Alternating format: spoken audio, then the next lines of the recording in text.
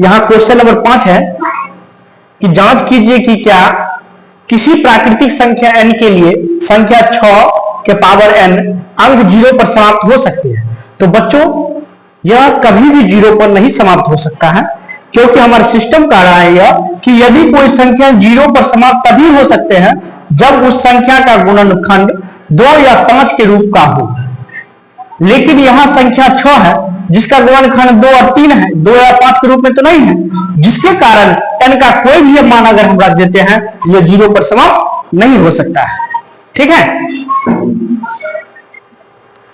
तो question number 6 है बच्चों, व्याख्या कीजिए कि 7 गुने 11 गुने 13 प्लस 13 और 7 गुने 6 गुने 5 गुने 4 गुने 3 गुने 2 गुने 1 प्लस 5 भाज्य संख्या क्यों है।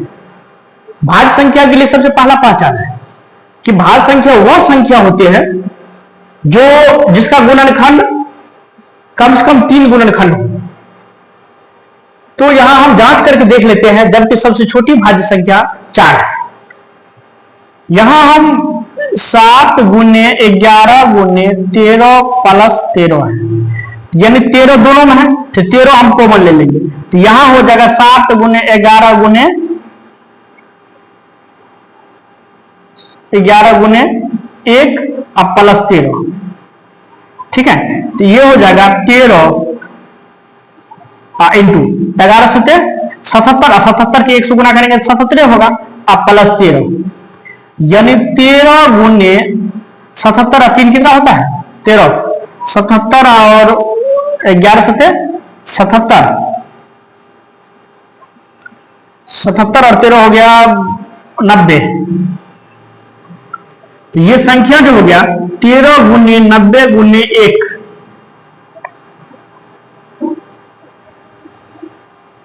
ठीक है।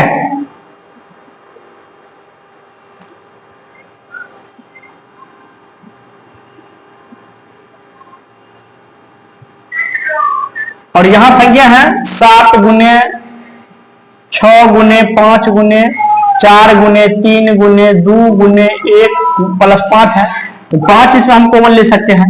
यहां बचेगा 7 गुने 6 गुने 4 गुने 3 गुने 2 अब प्लस 5 गुने 1 भी हो जाएगा, यहां पर गुने 1 अब प्लस 5 कॉमन ले लेंगे तो हो जाएगा 1।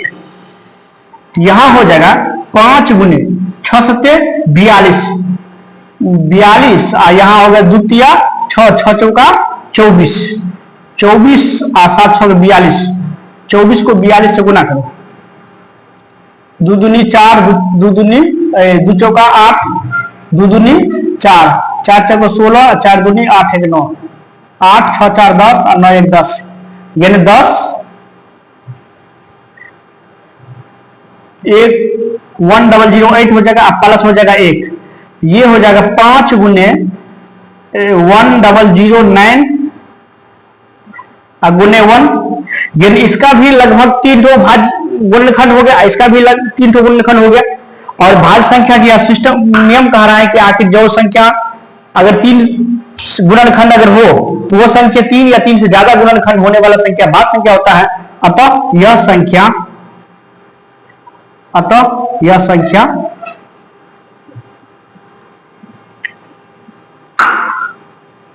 भाज्य संख्या है, अतः यह संख्या भाज्य संख्या है। और भाज्य संख्या क्यों है, क्योंकि इसका 3 गुणनखंड है। नंबर बच्चों 7 कह रहा है कि किसी खेल के मैदान के चारों ओर एक वृत्ताकार पथ है। इस मैदान का एक चक्कर लगाने में सोनिया को 18 मिनट लगते हैं, जबकि इस मैदान के एक चक्कर लगाने में रवि को 12 मिनट लगते हैं। तो मान लीजिए वे दोनों एक ही स्थान और एक ही समय चलना प्रारंभ करके एक ही दिशा में चलते हैं, तो कितने समय बाद वह पुनः प्रारंभिक स्थान पर मिलेगी। तो इस क्वेश्चन को बच्चों प्रारंभिक स्थान पर मिलने के लिए हमें क्या करना पड़ेगा, सबसे पहले 18 और 12 का लॉसन निकाल लेंगे। 12 का क्या करेंगे, लॉसन निकाल लेंगे। तो 18 का अगर हम फैक्टर तोड़ते हैं तो 2 नम्मा 18, 3 से 3 तिया 9, 12 का अगर फैक्टर तोड़ते हैं तो 2, या इस तरफ भी निकाल सकते हैं हम 18 और 12, 2 से लगा देंगे, 2 नंबर 18, 2 6 के 12, फिर हम 3 से लगा देंगे, 3 तिया 9, 3 दूनी 6। तो LCM बराबर हो जाएगा 2 गुने 3 गुने 3 गुने 2, 2 तिया 6, 6 तरीके 18 और 18 दूना 36, यानी अतः दोनों का